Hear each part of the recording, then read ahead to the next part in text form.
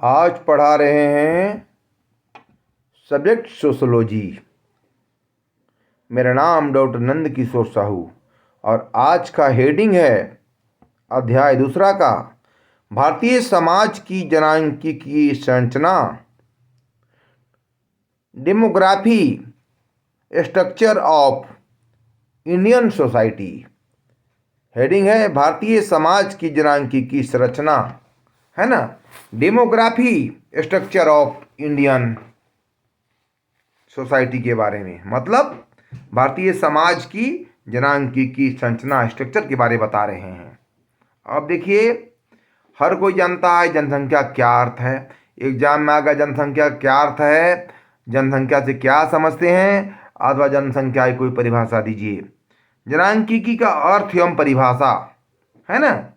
जनांकीय demography, जनांकीय English demography शब्द से अभिप्राय जनसंख्या के सुव्यवस्थित अध्ययन से है। यानी जनसंख्या डेमोग्राफी शब्द से अर्थ जनसंख्या के सुव्यवस्थित अध्ययन से है, पॉपुलेशन से है।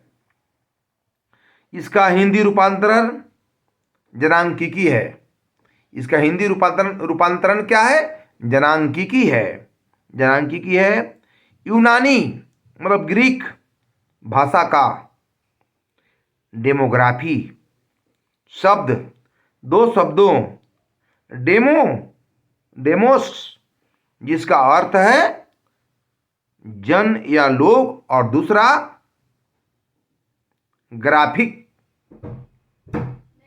ग्राफिन जिसका अर्थ लिखना या वर्णन करना से मिलकर बना है। इस प्रकार से डेमोग्राफी का तात्पर्य लोगों के बारे में लिखना या वर्णन करना है। लोगों के बारे में लिखना या वर्णन करना है। वर्तमान समय में जनांकीय का अर्थ मानव जनसंख्या के वैज्ञानिक अध्ययन से है। मानव जनसंख्या के वैज्ञानिक अध्ययन से है, रिसर्च से है। मानव जनसंख्या से जुड़े तीन प्रमुख बिंदुओं पर ध्यान केंद्रित किया जा सकता है। पहला कौन कौन? पहला जनसंख्या के आकार में परिवर्तन, दूसरा जनसंख्या की बनावट, तीसरा है जनसंख्या का वितरण। तो देखिए, ब्रिटिश विद्वान जॉन ग्रांट ने सन 1662 ईस्वी में ब्रिटिश विद्वान जॉन ग्रांट ने सन 1662 ईस्वी में जनांकीय की डेमोग्राफी का अपनी प्रसिद्ध पुस्तक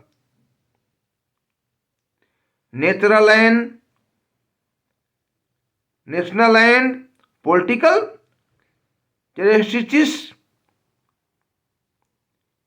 mode upon the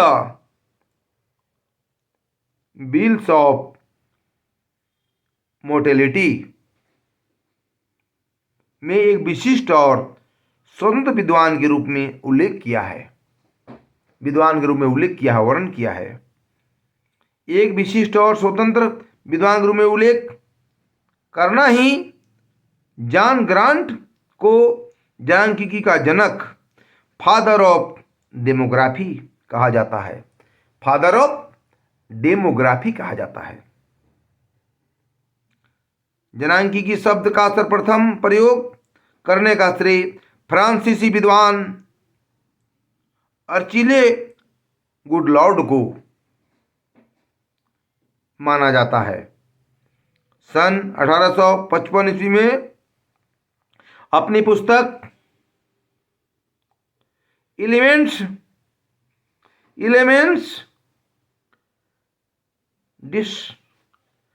destructive human and demography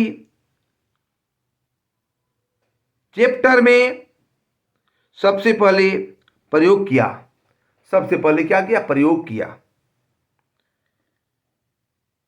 ग्रेडलिंक ने जनांकिकी को परिभाषित करते हुए लिखा है कि जनांकिकी उन तथ्यों का अध्ययन करता है जो मानव जनसंख्या की विभिन्न पक्षों जैसे जन्म दर, मृत्यु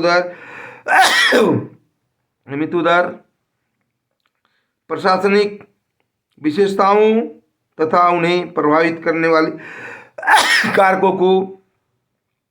कारकों को अध्ययन करता है। क्या करता है? कारक को अध्ययन करता है। आप देखिए परिभाषा कंप्लीट हो गया। अब इसको लिखिएगा पैराग्राफ चेंज करके। उपयुक्त परिभाषा से स्पष्ट होता है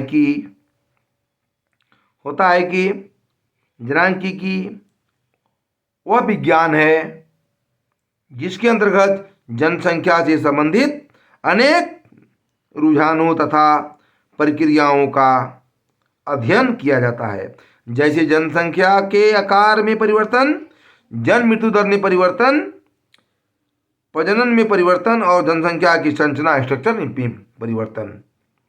क्योंकि यह समाज के विभिन्न पक्षों जैसे सामाजिक, धार्मिक और आर्थिक, राजनीतिक पक्ष को प्रभावित करता है। समझ रहे बात को? सभी को प्रभावित करता है।